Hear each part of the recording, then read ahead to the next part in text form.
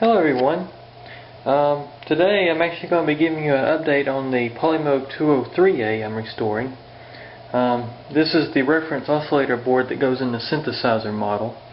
But as you can see, I'm using it in my 280A. This is the test. I'm using my 280A as a test fixture right now to test this board.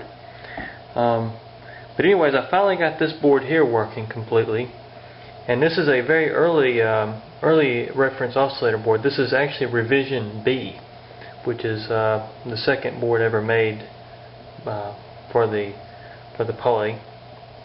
But just to give you an idea right quick, the difference in this between the early ones and the later ones is this. As you can see, this is a very early. In fact, I'll see if I can zoom in on the rev here. I don't know. I think it's going to just kind of cloud up there. But this is revision B, which basically, if you don't know what revisions are, it's basically when there's a change in the board. It can be a tracing change, it can be a component change, something could have been added or subtracted based on the design. But anyways, this being Rev B means that this is only the second change ever made to the Poly board, which is why I say it's the second Poly board. But anyways, as you can see, this one, now I'm going to take you to the last Rev board. This is actually the original one out of this. And this is a late model Polymoog 280A, so it had pretty much all the upgrades made already. But anyways, here's the actual board for the 280A. This is the original board. As you can see, they went in and they labeled all the resistors and added a few components that you won't find on the other board. I actually had to add them in underneath the board. But anyways, very happy to have this board working. This is your main part of your Polymoog, because this is your reference oscillators, your keyboard circuit. It holds some of your sustain levels. It has a lot to do with the actual Polymoog itself. So this board is very important. But as you can see there, the 280A and the 203A use the exact same reference oscillator board, which is very handy because this is how I'm actually testing my board, because I don't have the 203A ready yet for testing anything. But anyways, as you can hear,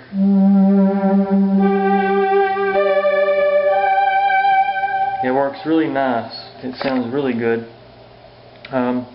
Took a lot of work to get this one working because it was a prototype in some ways, and so I had to add some components underneath the board, and I had to do a lot of upgrading to it to make it stable.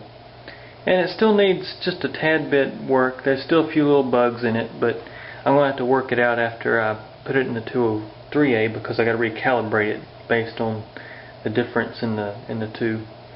But anyways, as you can hear, it's working. The attack works. For instance, of course, I got a bad poly card right now, and this one, it's just got a bad connection. This way you can hear how hard it hits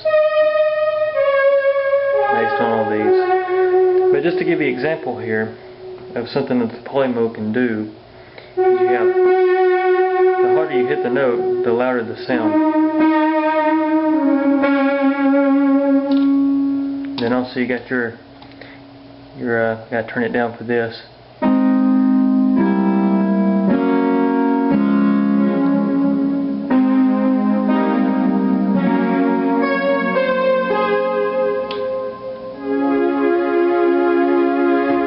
But everything works on this board now, so I'm very happy to have it all working. And also, this video is going to be a little different because I'm going to take you to different parts of this unit because it's in different locations. But anyways, this is one board I've got working, so that's an upgrade, and that's a huge plus for the restoration of this thing. But also now I'm going to take you over here to the interface. The 203A, I completely tore apart the interface, and it's ready to go back on the unit. Just as soon as I get everything ready to go. I got to get a new beat knob.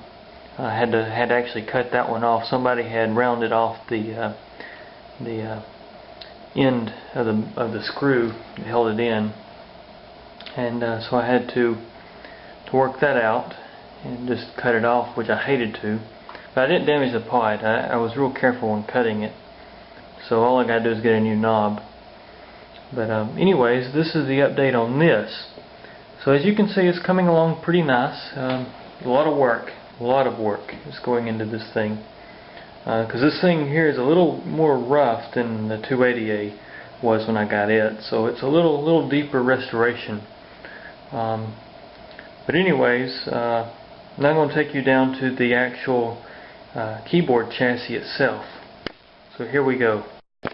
Okay, so now we're down here at the chassis of the actual keyboard itself, and this is the 203A.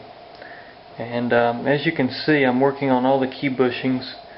You can hear the difference, actually, the difference between these keys. You can hear how noisy some of these are. You can hear that one don't even have a key bushing in it. And so basically, just upgrading everything. I've got to build, actually, I'm working on building new stops, because as you can see, some actually broke off. And so far they seem to be working good. This is one of the keys that had a broken stop, and I fixed one up for it, and it's working great. So looks like I'm making some progress there. But also, this is also where you get into some of the prototyping stuff. For instance, the bottom poly cards here, as you can see, they were working on values at the time this one here was made. And so they actually had to add components. You can see little, they had to add pendulum caps and different things to make this thing balance out right. Basically just to reduce some sustain, or also noise. But you can see how some of these, and then some of these actually have completely different caps, capacitors. For instance, like this one here, as you can see, it has a different make cap.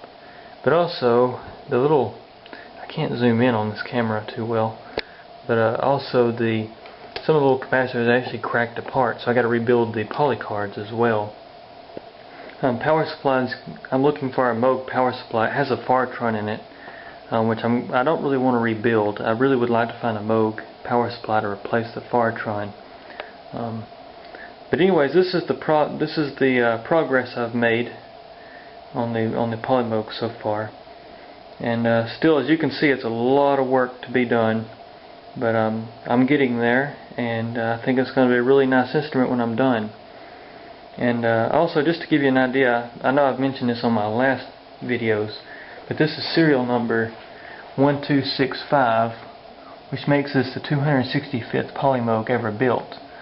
Of course, they built, I think, about 1,000 or something of this model. And I think they built about 800 of the 280A, which is the one upstairs. So this one here is not quite as rare as the 280A, but it is a synthesizer. You have full control, unlike the 280A, which is the stripped down version for saving money in Moog's perspective. But really, it wasn't much cheaper. These things weren't cheap. But anyways, this is an update, and I'll keep you updated on the progress I make. And thanks very much for watching. Take care.